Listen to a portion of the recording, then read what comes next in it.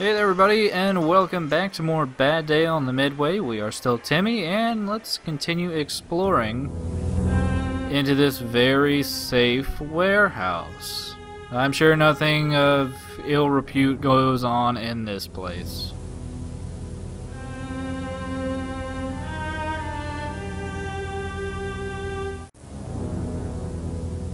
Psst! Timmy, come here. Mr. Ted, what are you doing in here? It's one of my favorite places, Timmy. So dark and so quiet. Like a cave in the forest I used to visit when I was young. I'm going to tell you a story, Timmy. All about a poor, sad little boy. The little boy always said that the first thing he ever remembered seeing was a pair of cowboy boots. In his memory, those boots were attached to legs that somehow stretched upwards into an unknown infinity inhabited by the rest of his father. His next memory was that of a hand quickly dropping out of that vast beyond and hitting him on the head. Although the boy quickly grew to despise this giant father, there was one thing about him that he liked in spite of its cold-hearted appearance. His father's butterfly collection. Although he loved the collection, he thought that things of beauty should never be killed. And he hated watching as his father pierced the struggling insects. The sad boy loved all beauty and believed that ugliness indicated the presence of death. He was 3 years old when he committed his first act of ugly liberation, the process which he used to release pain and free ugliness trapped inside of living creatures. He was playing alone outside of his mother's cabin when he found a baby bird struggling on the ground. The bird's eye had been penetrated by a sharp bone protruding out through the skin of its badly broken wing. It was the ugliest thing the sad little boy had ever seen, and he immediately picked up a large rock and crushed the helpless creature. After the boy and his mother moved away from their tiny cabin in the woods, he began to encounter many more creatures in pain which, of course, caused the number of ugly liberations to dramatically increase. In an ironic memorial to his despised departed father, the boy collected bits of hair, of bones, skin, and other artifacts from these incidents and shaped them to look like butterflies. It was shortly after his father's death when the sad little boy started his own unusual butterfly collection. His next act was the liberation of all the dead insects in his father's collection by burning the dead man's house. In emotional strength, the boy's hatred of his father was matched only by a deep and powerful love for his mother. Even though she earned her living as a circus freak, he saw within her a beauty unmatched in his detached observations of the world. She performed with a number of different freak shows as they traveled around the country together. For some strange reason, their movement from show to show always seemed to happen after the mysterious deaths of other star performers. I still see that sad little boy around here sometimes, Timmy. He deeply frightens me. But I don't think you have anything to worry about. He tells me that he still collects butterflies, though.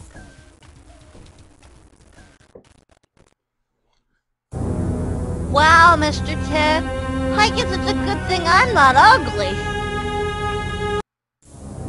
It's very good, Timmy. It's very, very good.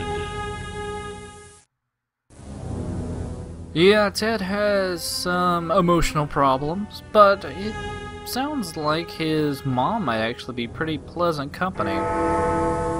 So let's go ahead and visit her. Also, that clock is kind of important, as, well, some things in the game are time sensitive. Bye-bye, honey pie. I don't want to talk to you right now, country lady. But yeah, we'll be learning more about those time-sensitive issues probably in the next video. Gosh, mister, you look tired. Life is tired, little boy. Would you like to watch my mother perform? I'm Timmy, mister. I like everything around here. Childhood is a terrible thing, Timmy. Well, that certainly is an invitation to go see his mom perform. Ugh. Either way, she is actually Lottie, and Lottie is a sideshow freak. You can actually see her on the shoulders of that very large gentleman there. And she actually has a little show to put on for us. So I think that should be fairly entertaining. Let's give it a gander.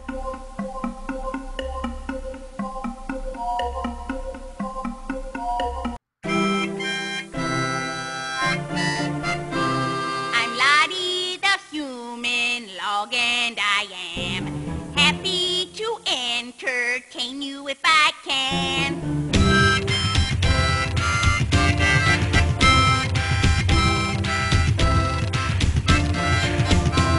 When I was young, I was just like you, with legs that ended inside of my shoes. When Daddy disappeared, my mama started drinking, and she ran a stop sign and cracked up our Lincoln. She was killed in the crash, and also my legs got all chewed up, just like scrambled eggs. I was an orphan with no place to stay till my granny came along and took me away to live with her way back in the woods where there wasn't any kids or neighborhoods. Nothing gave Granny much more pleasure than discarded trash that she turned into treasure. She had a runt dog named Scrappy, a curse, whose eyes were crossed and breath was worse than rotten eggs, and she made quilts from worn out wool and scraps of silk. But she said I was her most favorite prize, found on the scrap heap known as life. One day watching lumberjacks near our cabin, I met up with one who said he had been lonely until he saw my face. He was tall and made me feel awful sad. He said I reminded him of his mommy, and his name was Too Tall Texas Tommy. Woohoo! After Granny died, we got married, and I was deeply in love with that giant guy. Our lives were sweet and our roses were red, and soon we had us a baby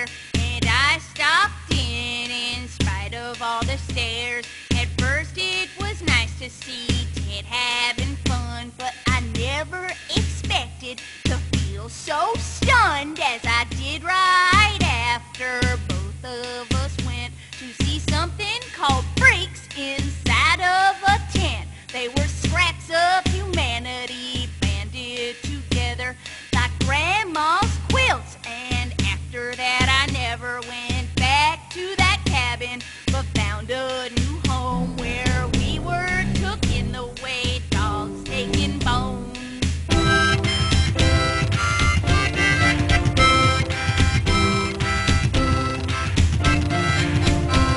I'm Lottie the Cuban log, and I hope that I entertain all you wonderful folks. I really don't have much left to say, except to watch out for what you throw away.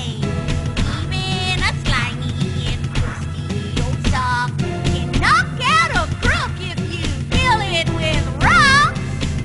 Bye-bye, and don't forget to say timber!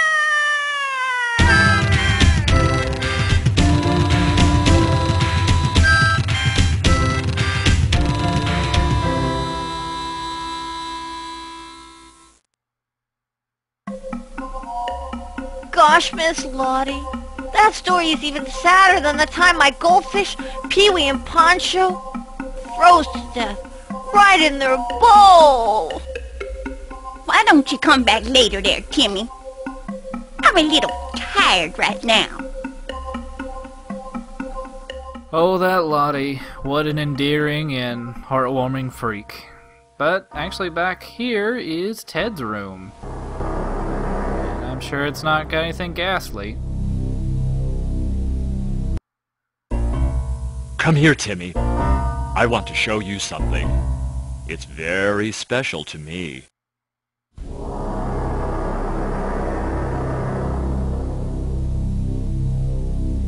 These are not just any bugs, Timmy.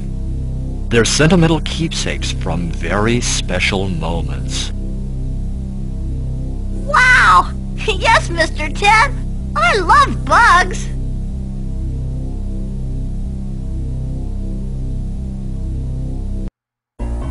Thank you, Timmy. I knew you would like my butterflies. They're so beautiful.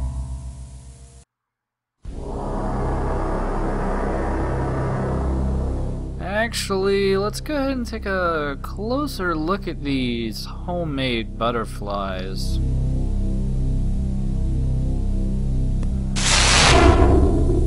Right. These are... well, they're kind of trophies for the people he has murdered. Let's get the hell out of here. Let's just run away. And assume that a stump woman might not be the best parent.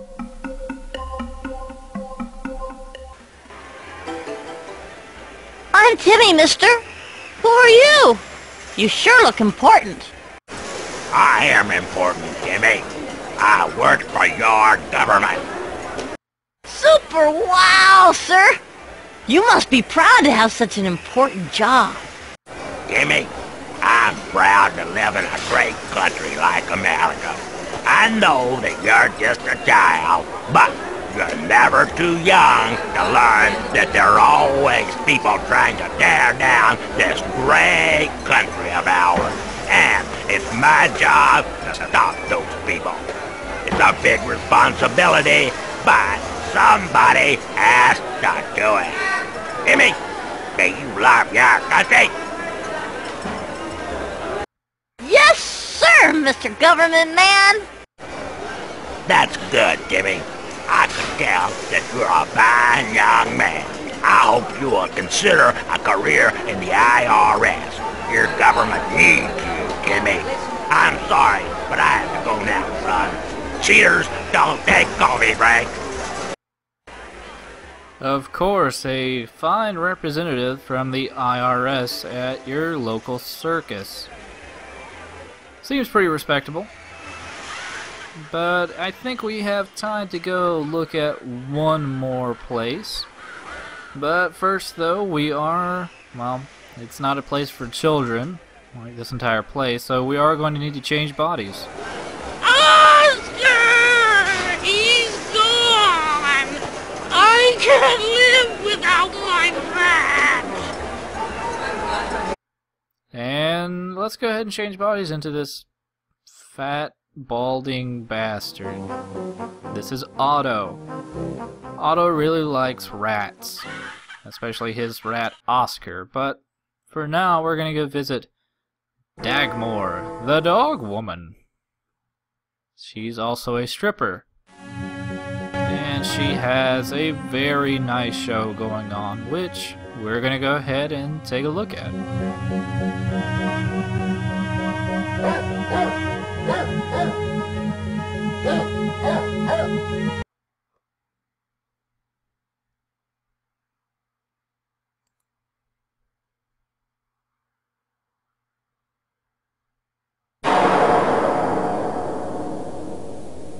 It's all about bow wows. Bow wows and boys, boys. And it all started with Daddy. Daddy, a bad cop who became a worse dog trainer. Can you imagine, boys? He even tried training me, his little princess, to be a baby ballerina.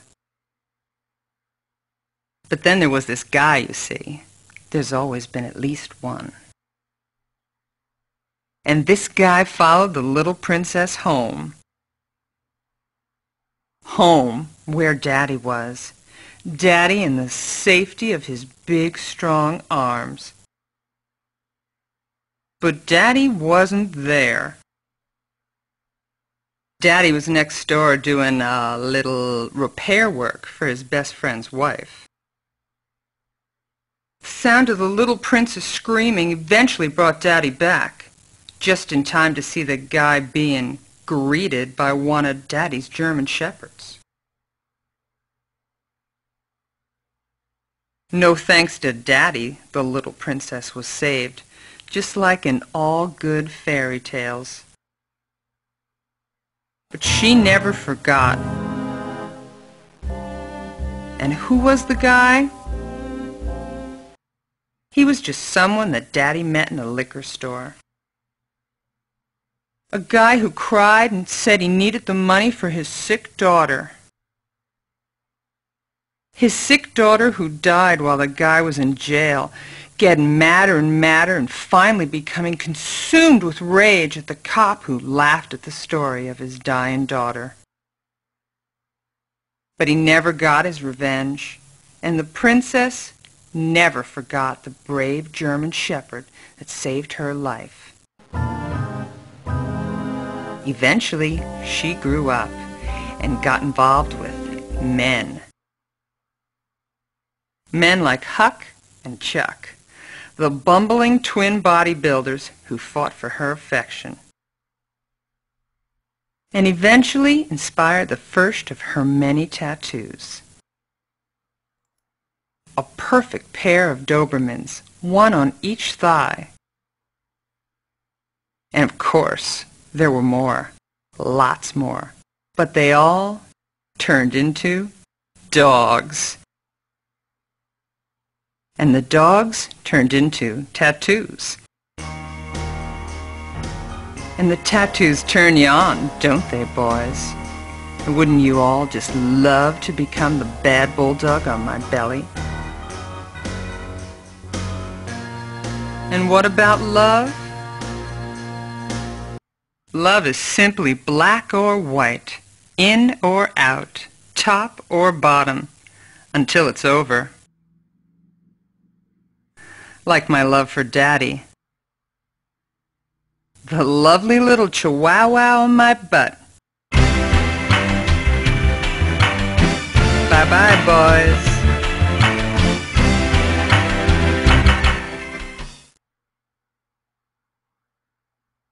And that's Dagmar's pleasant story. She seems like a lovely young lady. Oh, look, it's Ted. Ted is kind of exhibiting a bug that sometimes occurs, and also the fact that he's a murderer. He will shoot you in the face at very random times and proceed to choke you to death. Thankfully, you can click on him to change into his body, and that allows us to live. Hiya, Timmy. But yeah, so Otto is dead, and we'll see you next time for more of this crazy bullshit.